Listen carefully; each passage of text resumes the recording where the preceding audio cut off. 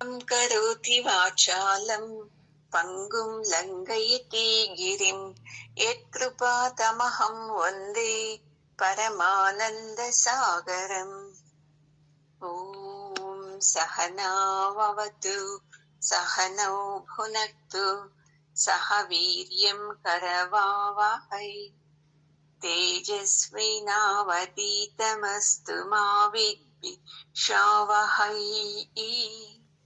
ఓం శాంతి శాంతి శాంతి.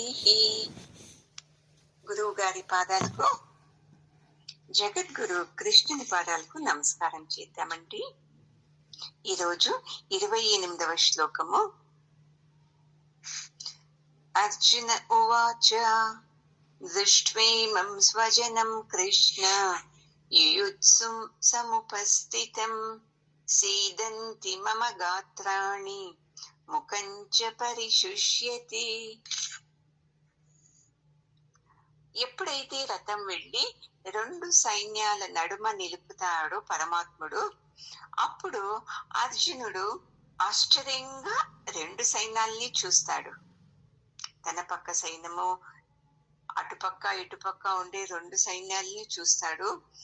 చూసి ఆ సైన్యంలో ఎంతో మంది బంధువులు కనిపించారు తనకు.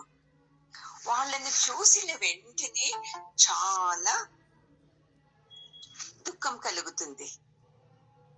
అరే, ఇది అందరూ విరోధ సైన్యంలోనూ నా వాళ్లే ఉన్నారు, నా పక్క కూడా నా వాళ్లే ఉన్నారు కదా, పాపము వీళ్ళందరూ కొట్లాడుకోవాలినా ఈ యుద్ధము, ఈ రాజ్యం కోసము ఈ యుద్ధం చేసి వీళ్ళిద్దరూ ఎందుకు పొట్లాడుకునేది, ఎందుకు ఒకరినొకరిని చంపుకునేది అని చాలా బాధ కలుగుతుంది అర్జునునికి. చూడండి, ఇది ఎంత మంచి గుణమో తెలుసా. ఇది రావాలి ఎప్పుడు మనకు. కొంతమంది ఏం చేస్తే చేస్తారులే, యుద్ధం ఏమవుతుంది, ఇది వాళ్ళ కర్తవ్యము చేయాలి అనేస్తారు. లేదు అంటే మన ఇంట్లో సమస్యలు వచ్చినప్పుడు ఎదుటి వాళ్ళని మనం తిట్టుకుంటాం, అలాగే కావాల్సింది వాళ్లకు, మా మాట వినరు, మేమే కరెక్ట్, వాళ్ళకి అలాగే కావాలి అని సంతోషిస్తాము. అది చెడ్డ గుణం అండి. ఇక్కడ అర్జునునికి చూడండి ఎన్ని సద్గుణాలుంది. అతనుకు భగవంతునిలో ఎన్ని ఉంది చూడండి సద్గుణాలు. భగవంతుని భక్తుడు అర్జునుడు కదా, అందుకే అర్జునులోనూ అన్ని సగుణాలున్నవి ఉంది. కరుణ ఉంది, వాత్సల్యం ఉంది, ప్రేమ ఉంది, అందరూ తన వాళ్లే అని ఉంది. ఇవి కదా అందరికీ కావాల్సింది. మనకు కరుణ లేదు, ప్రేమ లేదు, అందరూ తన వాళ్ళు అనేది లేదు, వాత్సల్యము లేదు. ఇవన్నీ ఎవరి మీద పెట్టుకుంటాము? నా బిడ్డలు, నా మనవళ్ళు, వీళ్ళ మీదనే చూపిస్తాము. అయితే అర్జునిలో ఉండేది విశ్వాత్మకమైన ప్రేమ. చూడండి, తన మీద యుద్ధానికి వచ్చిన ఎదుటి విరోధ సైన్యంలో వాళ్ళని చూసి దుఃఖిస్తాడు. అయ్యోయ్యో, ఈ దుర్యోధను మాట విని వాళ్ళు కూడా యుద్ధానికి వచ్చారే, బుద్ధి లేకుండా వచ్చి ఈ యుద్ధంలో అందరూ బాగుంటారా, చనిపోతారు, గాయాలు అవుతుంది, పాపం ఇట్లా దానికి ఎందుకు రావాలి, అయ్యయ్యో పాపమే అని దుఃఖిస్తున్నాడు. చూడండి, ఎప్పుడు ఇది రావాలి చూడండి మీ మనసులో. ఎవరికి ఏమైనానో అయ్యో పాపమే అని మీకు వచ్చింది అంటే మీకు ఈ పరమాత్మని జ్ఞానము లోపలకు వెళుతూ ఉంది అని అర్థము. లేదప్పా, నా ఇంటి ముఖ్యం, నాకు నా ఇంటి విషయాలు ముఖ్యం, నాకు వేరే నాకు అక్కర్లేదు. ఎప్పుడూ నాకు ఫ్రీ ఉన్నప్పుడు వేరే విషయాలు, సత్సంగము, క్లాసు అది ఇంపార్టెంట్. నా ఇంటి విషయాల్లో వచ్చినప్పుడు నాకు సత్సంగమే నెక్స్ట్, గురువు గారే తర్వాత అని ఎవరికి వచ్చింది అంటే వాళ్లకు ఈ జ్ఞానము వెళతా లేదు అని బాగా అర్థం చేసుకోండి. ఇంకా మీరు చిన్న పిల్లలు కాదు, అలాగా ఇలాగా అని బుద్ధి చెప్పేకి కదండి. సంవత్సరం నుండి వింటున్నారు సత్సంగము.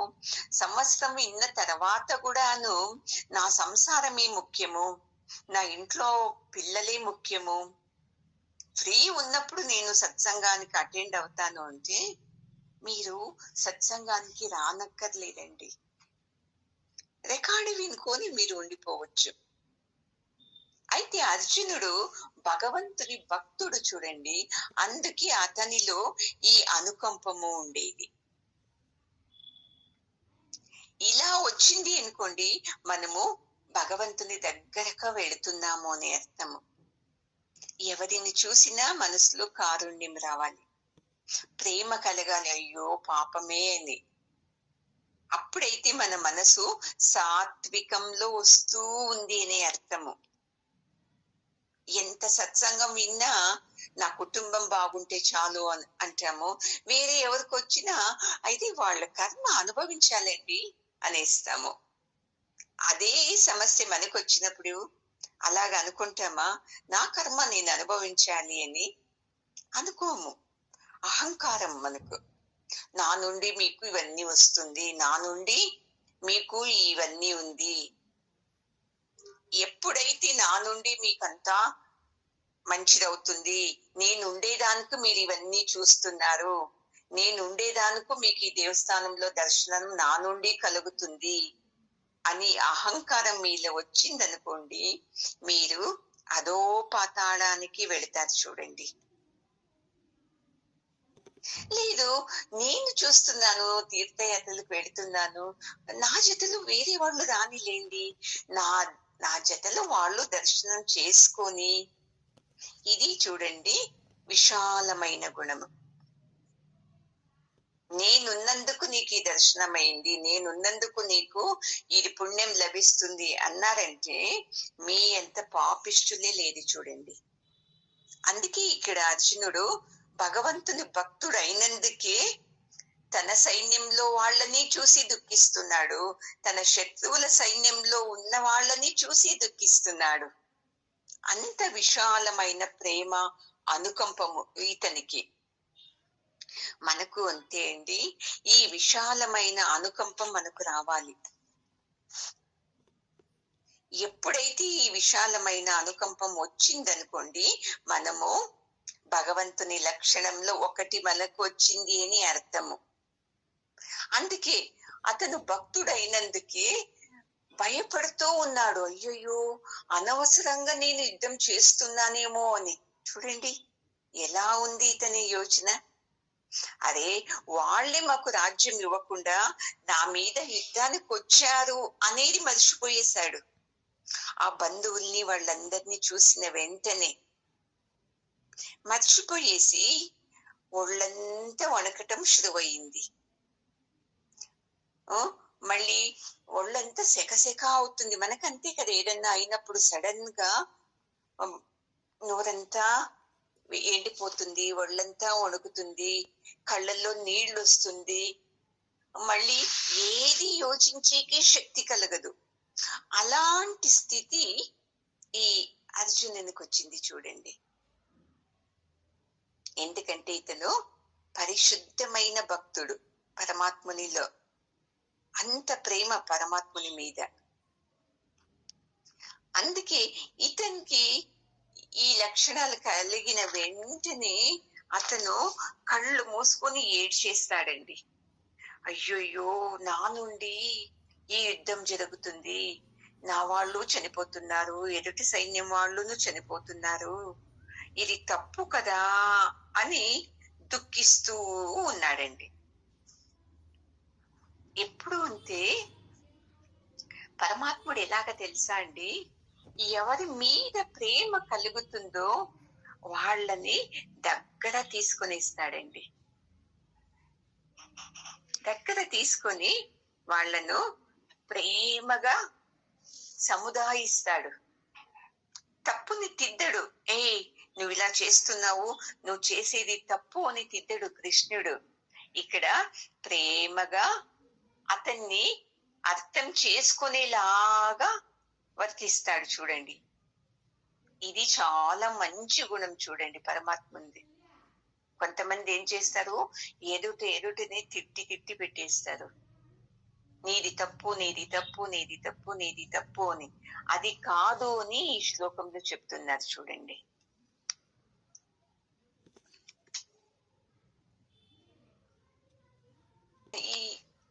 ಈ ಶ್ಲೋಕದಲ್ಲಿ 28ನೇ ಶ್ಲೋಕ ಸೀದಂತಿ ಮಮ ಗಾತ್ರಾಣಿ ಮುಖಂಚ ಪರಿಶುಷ್ಯತಿ వేపతుశ్చ శరీరే మే రోమహర్షశ్చ జాయతే చెప్తున్నాడు పరమాత్మ కృష్ణ.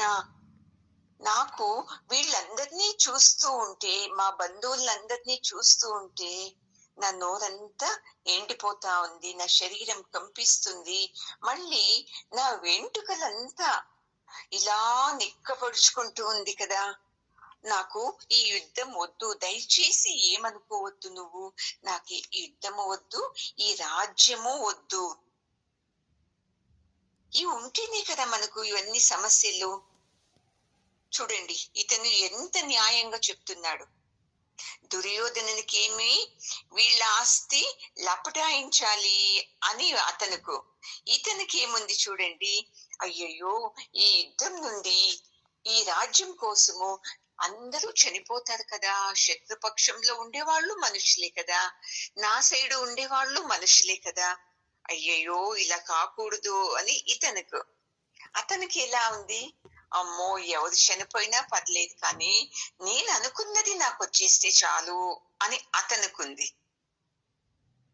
ఎప్పుడు అంతే అండి, మనము ఒక మంచి పని చేసేటప్పుడు వేరే వాళ్ళ మాటలు అంటే ఆ పని చెయ్యొద్దు, వదిలేసేయి, సత్సంగానికి ఎందుకు వెళ్తావు, ఇలా ఎవరు చెప్తారు చూడండి, ఆ మాటల్ని మనము లెక్కకే తీసుకోరాదండి.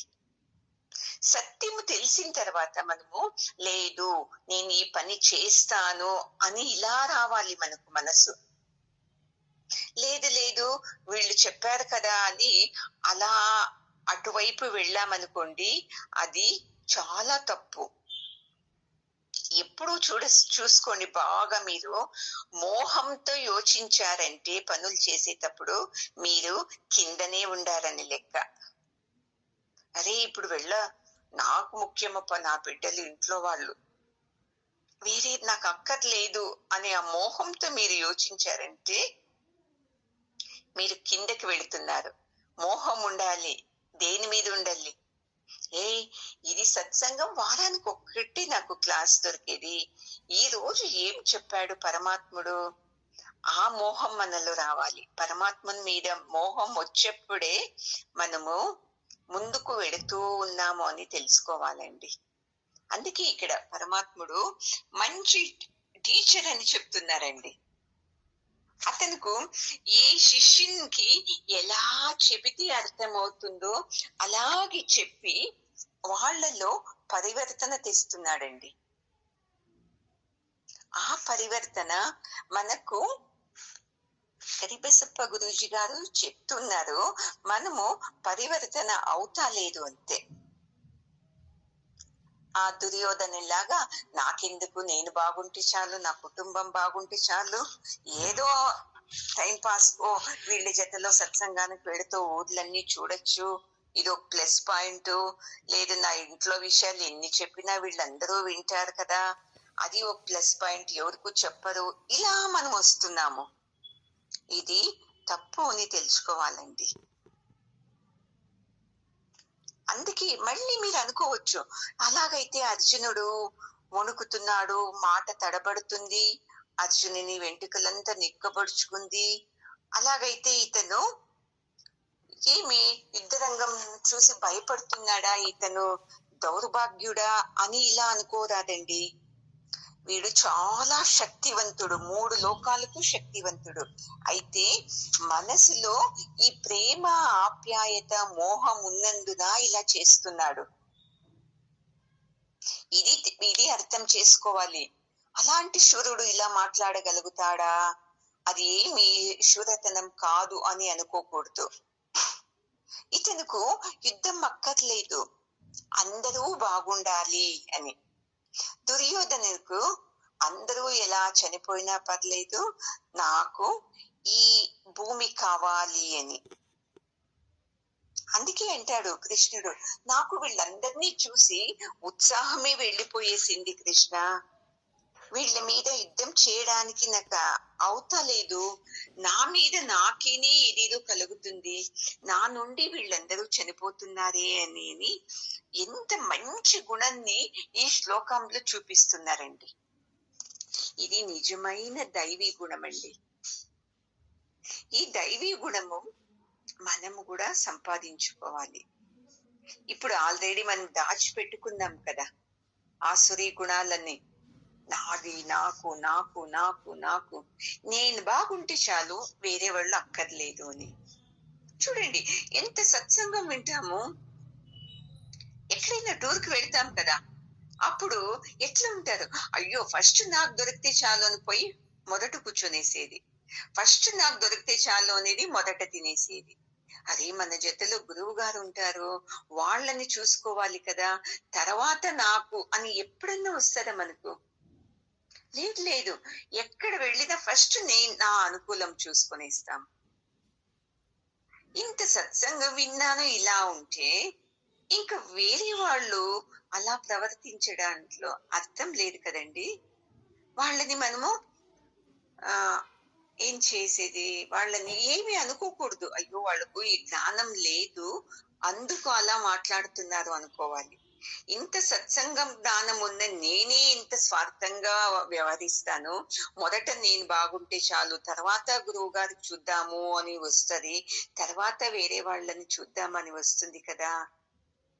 నాది తప్ప వాళ్ళది తప్ప అని మనం అర్థం చేసుకోవాలండి. ఎప్పుడు అంతే చూసుకోండి, ఇంట్లోనూ అంతే, పెద్దవాళ్ళు తప్పు చేస్తున్నప్పుడు తిద్దాలి, చిన్నవాళ్ళు తప్పు చేస్తున్నప్పుడు తిద్దాలి, వినకుంటే వదిలేసేయాలి. ఎందుకంటే వాళ్ళ ప్రారంధంలో మంచిది వినాలి అని ఉండదు, వాళ్ళకు వేరే ఎవరో వ్యక్తి చెప్తుంటారు కదా, అదే ముఖ్యమైతుంది, వాళ్ళ మాటనే వింటూ ఉంటారు. ఎప్పుడైతే దెబ్బ తగులుతుందో చూడండి, అప్పుడు వాళ్ళలో చేంజ్ వస్తుంది. అందుకే దుర్యోధనకు ఎంతమంది చెప్పిన వాడు వినటం లేదు, యుద్ధమేని వచ్చాడు. అర్జునుడు యుద్ధ రంగానికి వచ్చిన తర్వాత కూడాను అయ్యో వద్దొద్దు ఆపేస్తాము యుద్ధము, పాప అందరూ చనిపోతారు మన కోసము అని అంటున్నాడు. అంటే ఎంత పెద్ద గుణం చూడండి. నాదే తప్పైందేమో యుద్ధానికి అందరినీ పిలిచి అని ఇంత దుఃఖిస్తున్నాడు చూడండి. అతనుకు తెలుస్తనే లేదు, అజ్ఞాతవాసం నుండి వచ్చాము, మన మీద గౌరవంతో ఈ రాజ్యం మాకి వాళ్ళు వదిలిపెట్టాలి, వదలకుండా వాళ్ళే యుద్ధానికి వచ్చారు కానీ నేను యుద్ధానికి వెళ్ళలేదు కదా అని ఇది అతనికి అర్థమే అవుతా లేదు. మనము ఎప్పుడు అంతే చూడండి, మీకు ఈ రోజు చెప్తున్నాను, తల్లి కాని తండ్రి కాని భర్త కాని బిడ్డలు కాని ఆఖరికి జ్ఞానాన్ని బోధించే గురువు కాని ఎవరైతే అధర్మంలో ఉన్నారో వాళ్ళని ప్రశ్నించుకుంటే నీవు ఏమి సుఖం లేదండి. ప్రశ్నించాలి వాళ్ళని, అధర్మంలో ఉండే వాళ్ళను, ఇది మీరు చేసే తప్పు కదా తప్పు కదా అని. మనము ఇంట్లో పెద్దవాళ్ళు కదా ఏదో చేస్తారో అని తిట్టుకొని ఉంటాం కానీ వాళ్ళను ప్రశ్నించి తిద్దడానికి వెళ్ళము మనము. చూడండి ఎంత పెద్ద యుద్ధం చేస్తున్నాం మనం ఇంట్లో, అక్కడ వాళ్ళు చేసేది కాదు, ఇక్కడ మనసులో మనము చేస్తున్నాం. ఇంట్లో చూస్తే వాళ్ళు అలా తప్పు చేస్తారు, సరిదిద్దడానికి వెళితే కోపగించుకుంటారు, ఎలాగా ఎలాగా అని మీ మనసులోనే యుద్ధం చేస్తూ ఉన్నారు. ఎప్పటి వరకు ఇంట్లో వాళ్ళని తిద్దకుండా అలాగే ఉంటారో మీరు ఎప్పటికీ ఆనందంగా ఉండేకి సాధ్యం కాదండి. ఒక ఆమె చెప్తుంది కౌన్సిలింగ్ లో, తన భర్త ఇంట్లో సరిగ్గా ఉండడు, వేరే వాళ్ళతో మాట్లాడతాడు, ఏం చేయాలో నాకు అర్థం కాలేదు అని. మళ్ళీ తనే చెప్తుంది, అయ్యో నేను కొద్ది రోజులు ప్రశ్నిస్తుని ఇంట్లో అతను చాలా కోపం చేసుకున్నాడు నా మీద అమ్మ, తర్వాత ఏం చేస్తాడంటే 2 రోజులైనా నాతో మాట్లాడాడమ్మా. అందుకే పాడైపోనీని వదిలేశాను అని, ఏం తప్పు చేసినా నేను తిట్టడానికి వెళ్ళనిప్పుడు ఉంటుంది. చూడండి ఎంత ఇది. అతను మాట్లాడలేకుంటే ఆటికి వాళ్ళు చేసేవని సత్యమని ఫిక్స్ అయిపోవాలా? ఒక 2 రోజులు మీరు వాళ్ళు మాట్లాడలేకుంటే మీరు ట్రైస్ చేసి చూడండి అమ్మా. మీరు 2 రోజులు అలాగే సైలెంట్ గా ఉండండి, అప్పుడు సరిపోవచ్చు కదా అంటుంది. లేదండి సరిపోదు వాళ్ళు, అందుకే వాళ్ళు అలాగే వండుకొని లేండి, నాతో మాట్లాడుతూ ఉంటే చాలు. ఈ మనస్తత్వం ఉన్నప్పుడు, ఇంత వ్యామోహం ఉన్నప్పుడు మనం ఆనందంగా ఉండడానికి కాదండి. అందుకే ఇప్పుడు చెప్తున్నాడు, నా ఒళ్ళంతా రోమాంచనం అవుతుంది, ఏం చేయాలో నాకు తెలుస్తలేదు అని 30 శ్లోకంలో చెప్తాడండి. గాంధీవం సంసతే హస్తాత్ త్వక్చైవ పరిదహ్యతే నచ శక్నోం వ్యవస్థాతుం భ్రమతీవ చ మే మనః. అయ్యో కృష్ణ, నా మనసు ఎలాగుంది తెలుసా, అర్థమే అవుతలేదు నీకు. చూడు, నా చేతిలో నుండి ఈ గాంధీవం అనే బాణము బిల్లు ఉంది చూడండి, అది పడిపోతుంది. ధనుస్సు, గాంధీవం అనే ధనుస్సు చేతి నుండి జారిపోతా ఉంది. మళ్ళీ నా ఒళ్ళంతా వేడి వేడి అవుతా ఉంది, నాకే తెలుస్తలేదు. అంత నా చర్మం అంతా వేడి వేడి అవుతా ఉంది, నాకు నిజంగా నిలబడడానికి అవుతా లేదు కృష్ణ నాకు. మళ్ళీ ఇంకొకటి ఏమంటే, నా బుద్ధిని పని చేయటం లేదు, నా మనసు పని చేయటం లేదు, ఏదో భ్రమని ఆవరించింది నా మనసుకు, ఏం చేయాలో నాకు తెలుస్తలేదు, ఇప్పుడు నీవే చెప్పు అని చెప్తున్నాడు. అయితే ఇతను చెప్పడాన్ని అక్కడ సంజయుడు ధృతరాష్ట్రునికి ఎంత బాగా వర్ణిస్తే చెప్తున్నాడు. చూడు రాజా, పాపము అర్జునుడు ఇలా బెంబేలెత్తిపోతున్నాడు, నా చేతిలో నుండి ధనస్సు రాలిపోతా ఉంది, నా ఒళ్ళంతా వేడి అవుతా ఉంది, నాకు తట్టుకునే కావట్లేదు అని ఎంత బాధతో ఎంత ప్రేమతో చెప్తున్నాడు తెలుసా రాజా అని చెప్తున్నాడు. అయితే ధృతరాష్ట్రునికి ఈ మాటలు ఏది అక్కరవుతలేదు. ఎందుకు చెప్పండి? సంజయుడు పొగుడుతూ ఉండేది అర్జునుని, అదే తన కొడుకుని ఇలా పొగిడింటే చాలా ఆనందించేవాడు. సంజయుడు చెప్తూ ఉండేది అర్జునిలోని మంచి గుణాలనన్నీ చెప్తున్నాడు. అందుకే అది వినడానికి ధృతరాష్ట్రునికి ఇష్టమైతా లేదు. మనము అంతే కదండి, మన ఇంటి వాళ్ళ విషయాలైతే ఎదుటి వ్యక్తి ఒకటి చెప్తే మనం 2 చెప్పేస్తాం. అయ్యో నా బిడ్డలా, నా ముని మనవళ్ళ, అయ్యో గొప్ప చాలా అని చెప్తాం. ఎంత తప్పు చేసిందానో వాళ్ళని గొప్ప అనేస్తాము. వేరే వాళ్ళు తప్పు చేయలేకున్నాను, వాళ్ళదేమింది, వాళ్ళ ఇంట్లో వాళ్ళ మాటే వినడు అనేస్తాము. అరే నా బిడ్డ, నా మనవడు కూడా మా ఇంట్లో వాళ్ళ మాట వినడు కదా అని ఎప్పుడూ ఆలోచించము. ఈ అజ్ఞానమైన వ్యామోహం మనది, అర్జునుడి జ్ఞానంతో కూడుకున్న వ్యామోహం. నా వాళ్ళు ఒకటే, ఎదుటి సైన్యంలోని వాళ్ళు ఒకటే, ఇద్దరు బాగుండాలి, చనిపోకూడదు అని. ఈ విషయాలన్నీ సంజయుడు ధృతరాష్ట్రునికి ఎంత బాగా చెప్తున్నాడు.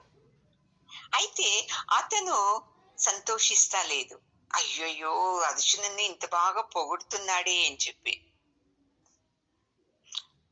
ఇప్పుడు చూసుకోండి, మనం ఎప్పుడైతే వ్యామోహానికి లోబడతామో అప్పుడు నిజమైన కర్తవ్యంని మర్చిపోయేస్తాం మనం. చూడండి ఎంత మంచి ఎగ్జాంపుల్. మా వాళ్ళు, నా మనవడు, నా కొడుకు బర్త్డే అని వెంటనే ఆ వ్యామోహానికి లోబడిన వెంటనే మనకి ఏమైపోతుంది, నిజమైన కర్తవ్యము ఈ సత్సంగానికి వెళ్ళాలి కదా, ఏదో సూచనలు ఇస్తారు, గురూజీ చెప్పారు కదా, అవి వినాలి కదా, అవి విన్న తర్వాత నేను అక్కడ అలాగే వర్తించాలి కదా అనేది వెళ్ళిపోయేస్తుంది. ఇది మాయ ప్రతి ఒక్కడిని ఇలా బలి చేస్తూనే ఉంటాది చూడండి. వెళ్ళాలి, ఈ రోజు కాశీది ఏదో మీటింగ్ ఉంది అని ధైర్యంగా చెప్పలేము. ఎందుకంటే అక్కడ ఇంట్లో వాళ్ళ బిడ్డలకో కోడలకో ఎవరో ఒకరికి మనము వాళ్ళ మాటకు మనము విలువిస్తున్నాము. అయ్యో వీళ్ళే ముఖ్యమప్ప, సంసారంలో వాళ్ళు ముఖ్యం, కానీ ఆ గురువు గారు మాట నేనేం వినేది, వినొచ్చు కదా. తర్వాత వేరే వాళ్ళు వెళ్ళిన వాళ్ళతో ఇలా మనము మాయకు లోబడతామండి. అందుకే ఇప్పుడు ఇతనుకు అర్జునుకు ఇలాంటి మోహమే వచ్చేసింది, ఎలా చంపడం అని. ఎప్పుడు బాగా తెలుసుకోవాలండి, ఎప్పుడైతే మనము ధర్మం వచ్చేసామో అప్పుడు అయ్యో ఇది ధర్మమో అధర్మమో అని భయపడేస్తామండి మనము. అయ్యో ఇంట్లో వాళ్ళ మాట వినడం ధర్మం కదా, అయ్యో గురువు మాట వినేది ఏమి, వాళ్ళు ఎప్పుడో సత్సంగంలో చెప్తారో వాళ్ళు వచ్చి మా ఇంట్లో కాపాడతారా, మా ఇంట్లో వాళ్ళని సమాధానం చేస్తారా, అందుకే గురువు కన్నా సత్సంగం కన్నా నా ఇంటి ధర్మమే ముఖ్యము అని చెప్పి ఈ తట్టు మనము వాలిపోతామండి. చూసుకోండి, ప్రతి ఒక్క మనిషిను ఈ వ్యామోహము, ఈ ధర్మము దీంట్లోనే మనము కొట్టుమిట్టాడుతున్నామండి. మా ఎదురింటి ఆమెను భర్త తాగి ఎంత దెబ్బలాడి కొడతాడు తెలుసా అండి. ఆమె ఎక్కడెక్కడో కూలి పని చేసి డబ్బు తెచ్చి తాగడానికి ఇస్తుంది, మళ్ళీ బాగా కొడతాడు. నెక్స్ట్ వచ్చి ఏడుసుకుని చెప్తాడు, నాకు ఇంత కొట్టాడు చూడమ్మా అని. మళ్ళీ అంటుంది, అయ్యో ఒళ్ళుకు బాగలేదమ్మా, తాగి చేతులంతా వణుకుతుంది, ఇప్పుడు హాస్పిటల్కి పిలుచుకొని పోవాలమ్మా. ఎంతైనా భర్త కదమ్మా, ఒక 500 ఉంటే ఇస్తారా? చూడండి ధర్మం మనల్ని ఎలా బంధించింది. 500 తీసుకుని వెళ్ళి హాస్పిటల్లో చూపించి మళ్ళీ తాగటానికి డబ్బు ఇచ్చి తను కూలి పనికి వెళుతుంది. అతను తాగొచ్చిన తర్వాత ఆమె పని నుండి వచ్చిన తర్వాత పట్టుకుని కొడతాడు. చూడండి ఇంతసేపు నువ్వు వెళ్ళేది అని. మనకు నిజమైన ధర్మం ఏది అని మనకు అర్థమైతలేదు మనకు. అందుకే చెప్తారు, ఈ ప్రపంచంలో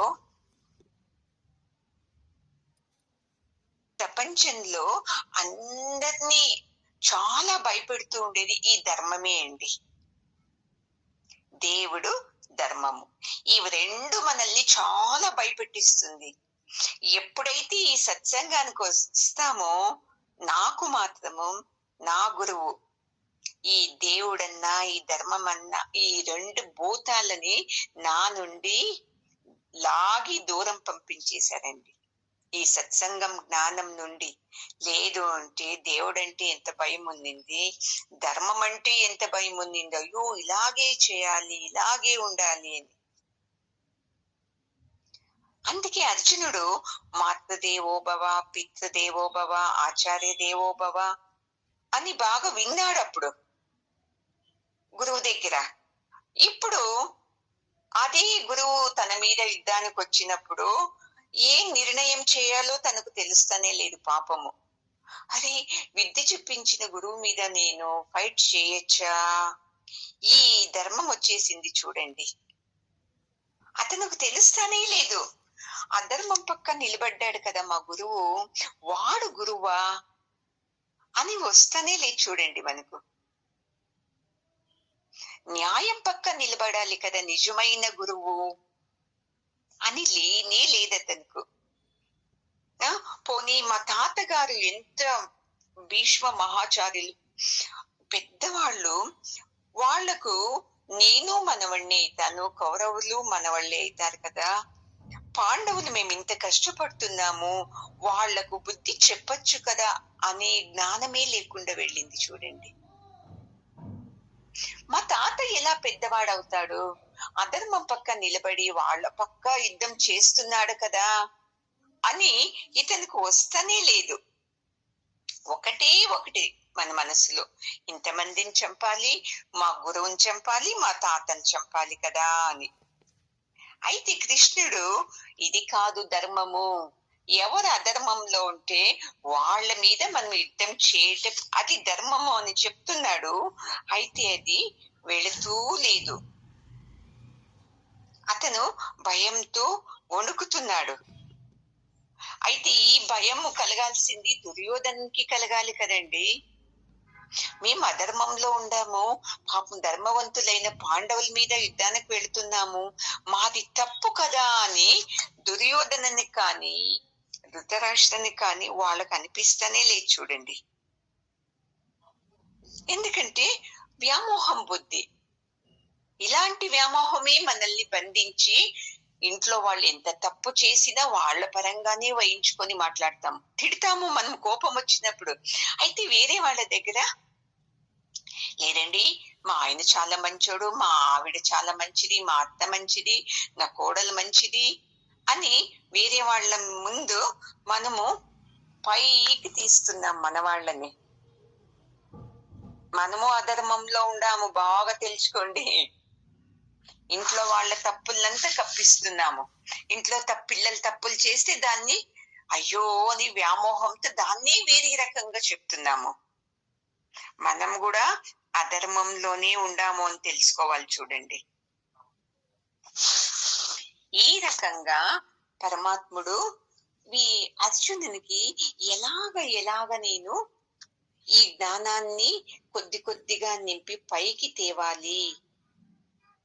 చూడు, మీ తాత ఇలాంటి తప్పు చేస్తున్నాడు, నీ గురువు ఇలాంటి తప్పు చేస్తున్నాడు, అలాంటి వాళ్ళ మీద నీవెందుకు కరుణ చూపిస్తున్నావు?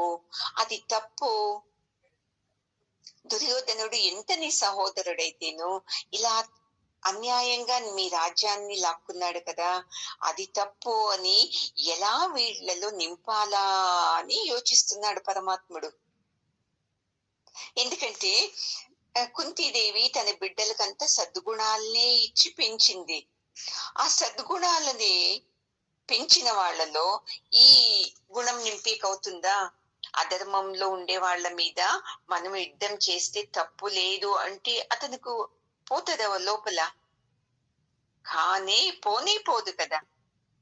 అందుకే యోచిస్తున్నాడు కృష్ణుడు. పరమాత్ముడు ఎప్పుడు సమచిత్తంగానే ఉంటాడు కదండి. అతనిది ఒకటే ధర్మము. యదా యదా హి ధర్మస్య గ్లానిర్భవతి భారత. ఎప్పుడెప్పుడు ధర్మానికి దెబ్బ పడుతుంటుందో అక్కడ వచ్చి ఆ ధర్మాన్ని కాపాడటం ఒకటే తెలిసింది చూడండి పరమాత్మకు. అయితే మనకు అది అధర్మము అనిపిస్తుంది, పరమాత్మనికి అదే ధర్మం అనిపిస్తుంది. ఇక్కడ అర్జునునికి కౌరవుల్ని చంపటం, అయ్యో మా గురువుని చంపటము, మా తాతని చంపటం అధర్మం అని. అయితే పరమాత్మకు అధర్మంలో ఉన్న వాళ్ళని నీవు చంపటమే ధర్మము అని ఉంది చూడండి. మనము అంటే ఈ అధర్మంలోనే చిక్కబడి ఎంత బాధపడుతున్నాము, అయ్యో ఇలా చేస్తే ఎలాగా, అలా చేస్తే ఎలాగా అని చెప్పి. మనకు చూడు, స్నానం చేసేది, ఒళ్ళు తోముకునేది, అవన్నీ ధర్మం, అవన్నీ కరెక్ట్ గా చేస్తాము. ఎందుకంటే గలీజ్ ఉంటుంది కదా, అందుకే పళ్ళు తోముకోవాలి, అది కరెక్ట్. దేహంలో గలీజ్ ఉంటుంది కదా, అందుకే స్నానం చేయాలి, ఇవన్నీ ఇది ధర్మం అని తెలుస్తుంది. అయితే మనిషి గుణంలో చెడ్డది ఉంటుంది కదా, గలీజ్ ఉంటుంది కదా, అది తీయాలి అంటే ధర్మం అంటే ఒప్పుకోవటం లేదు అర్జునుడు. మనము అలాగే కదా, మనసులో చెడ్డ బుద్ధి ఉంది అంటే తీస్తామా? మనము తీయము. అది దేహంలో గలీజ్ ఉంది అంటే స్నానం చేస్తే సరిపోతుందిలే అనేస్తాము. ఈ రకంగా మనం ఏం చేస్తున్నామంటే అధర్మాన్ని మనము ధర్మంగా భావిస్తూ జీవిస్తూ ఉన్నాము. పరమాత్ముడు ఏం చెప్తున్నాడంటే, ఇన్ని సంవత్సరాలు నీవు అధర్మాన్ని పోషించావు, ఇప్పుడు అధర్మాన్ని ఎందుకు పోషిస్తావు? ఇది తప్పు కదా, ధర్మానికి నిలబడు అని బుద్ధి చెప్తున్నాడు. మనము వింటామా? మనకు వినడం కాదు. ఎందుకంటే మనము అలాగే ఆ ధర్మాన్నే ధర్మం అనుకుని జీవిస్తూ ఉన్నాము.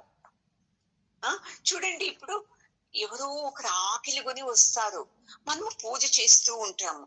అమ్మా భిక్షాందేహి అంటే, తర్వాత రా పో, ఇంకా ఇంకా పూజనే చేయలేదు నేను ఇంకా అని అతన్ని పంపించేస్తాము. మనకేమి, భగవంతునికి పెట్టిన తర్వాతనే వేరే వాళ్ళకి పెట్టాలి, ఇది ధర్మము అని. నిజమైన ధర్మం ఏదండి? ఎవరు ఆకలిగొని వస్తారో వాళ్లకు పెట్టాలి, తర్వాత పరమాత్మనికి పెట్టండి. ఇది మనం ఒప్పుకోము కదా. ఏ పరమాత్మకు ఎంగిలి పెట్టేదా, వీళ్ళకి ఇచ్చిన తర్వాత పెట్టేదా అని. ఆ భిక్షుకుడే వచ్చాడు కదా, అమ్మ ఆకలేస్తుంది అని, అతనే పరమాత్మని రూపంలో ఎందుకు రాకూడదండి? యోచిస్తామా? ఇలా మనకు ధర్మం అంటే ఇది, అధర్మం అంటే అది అని మనము జన్మ జన్మల నుండి యుద్ధం చేస్తూనే ఉండాం మనము. అయితే పరమాత్ముడు ధర్మం అంటే ఇది కాదు, మొదట నిన్ను నీవు తెలుసుకో అని చెప్పేది పరమాత్ముని ధర్మం అండి. చూద్దాము నెక్స్ట్ శ్లోకంలో ఏం చెప్తాడు పరమాత్ముడు. ఓం పూర్ణమదః పూర్ణమిదం పూర్ణాత్ పూర్ణముదచ్యతే పూర్ణస్య పూర్ణమాదాయ